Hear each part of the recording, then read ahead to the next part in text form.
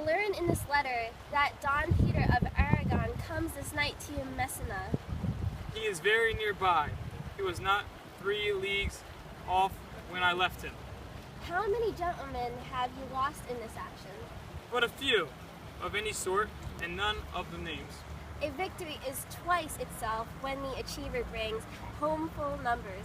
I find here that Don Peter hath bestowed much honor on a young Florentine called Claudio. Much deserved.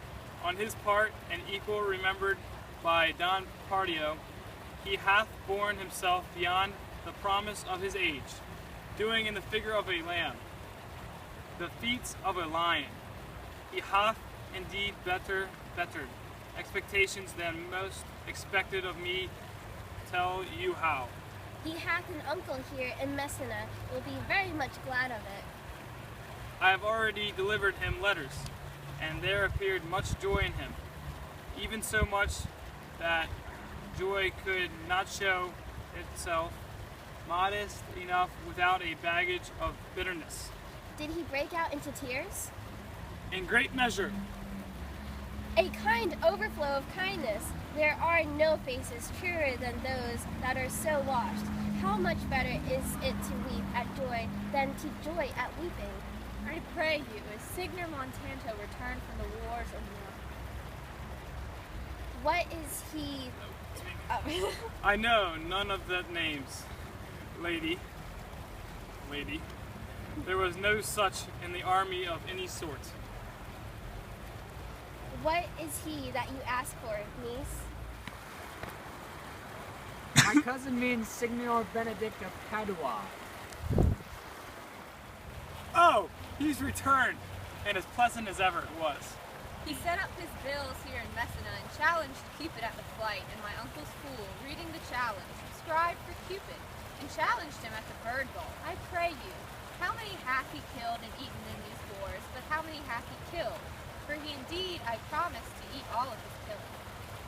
Faith, niece, ye tax Signor Benedict too much, but he'll be meet with you. I doubt it not. He hath done good service, lady, in these wars. You had musty victual, and he hath pulp to eat it. He is a very valiant trencherman. He hath an excellent stomach. And a good soldier too, lady. And a good soldier to a lady. But what is he to a lord? A lord to a lord, a man to a man, stuffed with all honorable virtues. It is so, indeed. He is no less than a stuffed man. But for the stuffing, well, we are all known. You must not, sir, mistake my niece. There is a kind of merry war betwixt Signor Benedict and her. They never meet, but there's a skirmish of wit between them. Alas, he gets nothing by that. In our last conflict, 4 of his 5 wits went halting off, and now is the whole man governed with one. So that if he hath wit enough to keep himself warm, let him bear it for a difference between himself and his horse. For it is all the wealth that he hath left to be known a reasonable creature. Who is he companion now? He hath every month a new sworn brother. It's possible. Very easily possible. He wears his faith but as the fashion of his hat. It ever changes with the next flock. I see, lady.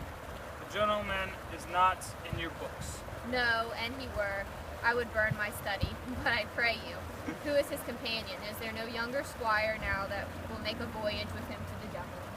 He is most in the company of the right noble Palladino. Oh Lord, he will hang upon him like a disease. He is sooner caught than the pestilence, and the taker runs presently mad. God help the noble Claudio. If he have caught the Benedict, it will cost him £1,000 ere it be cured. I will hold friends with you, lady. Do good, friend. You will never run mad, niece. No, not till a hot January. Don Pedro is approached.